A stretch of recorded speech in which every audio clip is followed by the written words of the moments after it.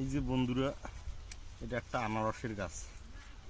আনারসের গাছের যদি আনারসের মাথাটা গাড়ি দেওয়া হয়, কিন্তু এই যে আনারসের গাছ তৈরি হয়। দেখুন, এই যে আনারসের গাছের কিন্তু এই যে কাটা আছে, এই যে দেখুন, এইভাবে আনারসের চারা তৈরি করা হয়। আর এই যে পাশে দেখতেছেন, এগুলো কিন্তু আখ লাগাচ্ছে, আখের চারা। আখেরও যে মাথাটা কাটিয়ে গাড়ি দিলে কিন্তু এইভাবে আস্তে আস্তে গাছ তৈরি হয়। এই যে দেখুন, এগুলো সব আখ, এই যে আখের পাতা, এই যে কত বড় বড় হয়েছে। আর এগুলো হচ্ছে পিঁয়াজ।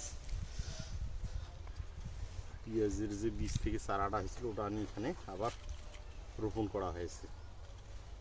তো আপনাদের এই পদ্ধতিটা কেমন লাগে? আনারস, আখ এবং পেঁয়াজের আবাদ পদ্ধতি ভালো লাগলে কমেন্টের মাধ্যমে জানান। এই যে বন্ধুরা, এটা একটা আনারসের গাছ।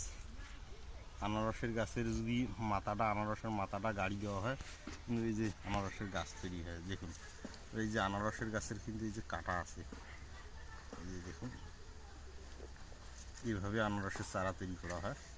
আর এই যে পাশে দেখতেছেন, এগুলো কিন্তু আখ লাগাচ্ছে, আখের চারা। আখেরও যে মাথাটা কাটিয়ে গাড়ি দিলে কিন্তু এইভাবে আস্তে আস্তে গাছ তৈরি হয়। এই যে দেখুন, এগুলো সব আখ, এই যে আখের পাতা, এই যে কত বড় বড় হয়েছে। আর এগুলো হচ্ছে পিঁয়াজ। পেঁয়াজের যে বীজ থেকে চারাটা হয়েছিল, ওটা আমি এখানে আবার রোপণ করা হয়েছে। তো আপনাদের এই পদ্ধতিটা কেমন লাগে? আনারস, আখ এবং পেঁয়াজের আবাদ পদ্ধতি ভালো লাগলে কমেন্টের মাধ্যমে জানান।